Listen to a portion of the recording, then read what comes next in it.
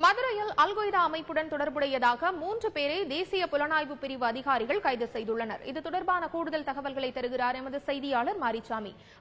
மதுரையில கைது செய்யப்பட்டிருக்கிற இந்த 3 பேரும் எந்த அமைப்பை சேர்ந்தவர்கள்?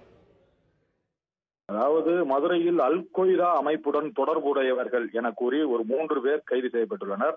இந்த 3 பேரும் அதாவது நெல்பேட்டை பகுதியைச் சேர்ந்த அப்பாஸ் அலி, அப்புறம் மதுரை ஆத்திக்குளம் பகுதியைச் சேர்ந்த கரீம், அப்புறம் இன்னொருத்தர் இவங்க எல்லாருமே அல்-கொய்தா பேஸ் என்ற அமைப்பை சேர்ந்து அமைப்பை வச்சு நடத்திக்கிட்டு இருக்கிறதாகவும், மதுரையில வச்சு நடத்திக்கிட்டு இருக்கிறதாகவும், இவங்க அல்-கொய்தா அமைப்போட தொடர்புடையவர்கள் என கருதி NIA என்று சொல்லக்கூடிய அந்த தேசிய புலனாய்வு அதிகாரிகள் ஒரு 10 நாட்களாக மதுரையில் முகாமிட்டு இன்று அதிகாலை இவர்களை கைது செய்துள்ளனர். இந்த நெல்பேட்டையை சேர்ந்த அப்பாஸ் அலி மற்றும் ஆத்திக்குளத்தை சேர்ந்த கரீம், இப்ப இவங்களுக்கு போக ஹக்கீம், தாவூத் சுலைமான் ஆகிய 2 பேரை போலீசார் தேடி வர்றாங்க. இந்த நிலையில இவங்க ஒரு 6 நாட்டு தூதரகங்களுக்கு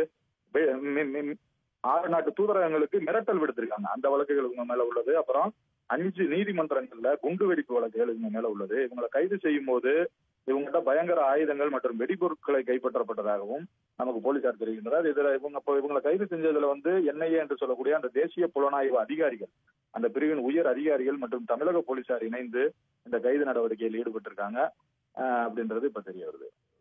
மாரிசாமி, இவர்கள் தீவிரவாதிகள் தானு உறுதி செஞ்சுட்டாங்களா? தேசிய புலனாய்வு பிரிவினர் தீவிரவாதிகள் பற்றி தான் தொடர் கண்காணிப்பில் இருப்பார்கள். அதுலயும் இன்னைக்கு இந்த ஒரு 10 நாட்களாக மதுரை பகுதியில தேசிய புலனாய்வு பிரிவின் உயர் அதிகாரிகள் முகாமிட்டுள்ளதாக நமக்கு தகவல்கள் கிடைத்திருக்கிறது. அவர்களும் தமிழக போலீசாரும் இணைந்துதான் இவர்களை கைது செய்துள்ளார்கள். இவர்கள் ஏற்கனவே இவர்களை பற்றி நாம் குறிப்பிட்டிருந்தோம். அதாவது நெல்பேட்டையைச் சேர்ந்த அப்பாஸ் அலி, ஆத்திக்குளம் பகுதியைச் சேர்ந்த கரீம் மற்றும் அயூப் என்பவர். இந்த நெல்பேட்டை பகுதி, இவர்கள் கைது செய்துள்ளப்பட்ட பகுதிகளை பார்த்தோமானால் இவர்கள் அந்த வெடிகுண்டு இந்த சம்பவங்களில் தொடர்புடையவர்கள் என்று பார்க்கும்போது இவர்களை அந்த NIA அமைப்பினர் தான் இதற்கான உறுதியை தெரிவிக்க வேண்டும்.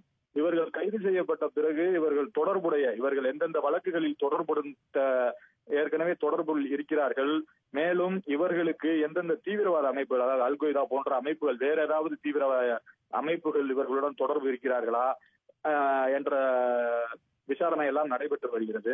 மேலும் இவர்கள் மீதுள்ள வழக்குகள் பற்றியும் தமிழக போலீசார் மதுரை போலீசாரிடம் கேட்டு அந்த விசாரணையில் ஈடுபட்டு வருவதாக தெரிகிறது.